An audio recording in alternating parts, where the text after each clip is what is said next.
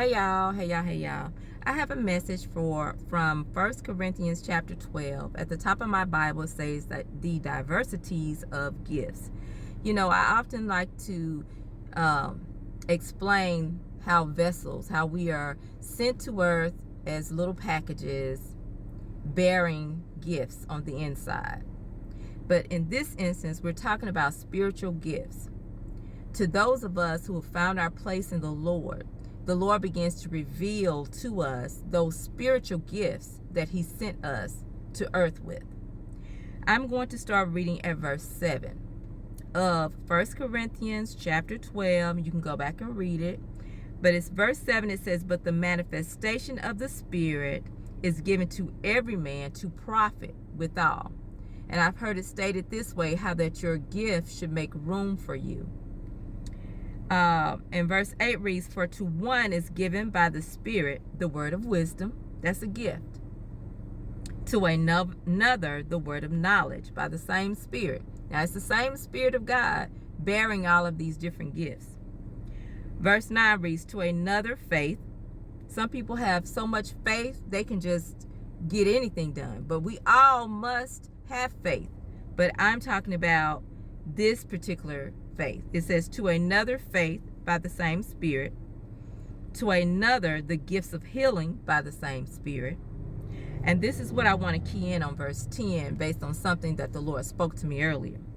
Verse 10 reads, "To another the working of miracles, to another prophecy, to another discerning of spirits." Let that rest. Discerning of spirits. "To another divers kinds of tongues, to another the interpretation of tongues." Now these are different types of gifts, but I want to key in on the discerning of spirits. The discerning of spirits, because sometimes for those of us bearing that particular gift, and to the believer, we do have a certain level of a discernment. That's why it is so important when we interact with people to seek God, so that the Spirit, his Spirit within us, will be able to discern. Because we ourselves in the flesh, we know nothing of ourselves.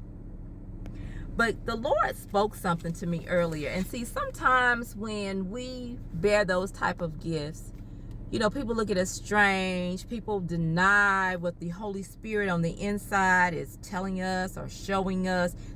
People deny that. But we're not going to deny what is in us, the Holy Spirit.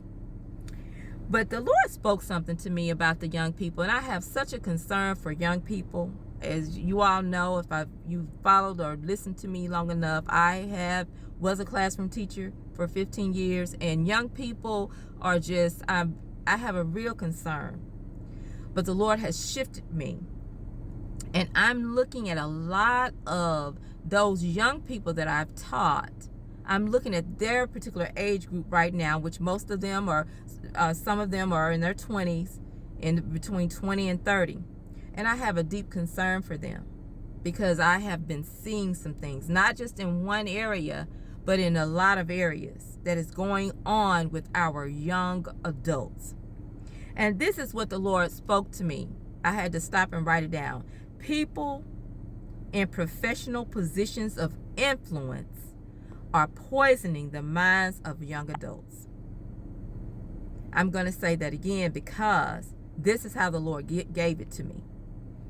People in professional positions of influence are poisoning the minds of young adults. It is up to the elders to be in that position in God, because our young adults are at risk. And I'm talking about the entire young people. If we are older, those who are under us, I don't care what our ages are. But this particular group of individuals, the Lord pointed out to me. Our young adults are being swayed in the wrong areas of life because of people in position who have influence over them. So I just wanted to share, the Holy Spirit does not lie. And for those of us who bear discerning of spirits, my encouragement is to continue to seek the Lord, because we have some people out here who will lay out before the Lord. They will lay out before the Lord on a situation, and God will move. So for those of us in position to connect with the Lord and the Lord speak to us, encouraging us to continue and to even more so. And if we have to lay out before the Lord and go on prayer and fastings, that is my word encouragement for today. And we can only do these things first by repenting. So if you haven't repented in the pardon of your sins, the Lord is forever. He's forever near. If you're awake, you're alive, and you're able to see this video. But we need to petition God and stay before Him as He uses us to reach our young adults. Be encouraged. Watch as well as pray. And let's press on in the Lord.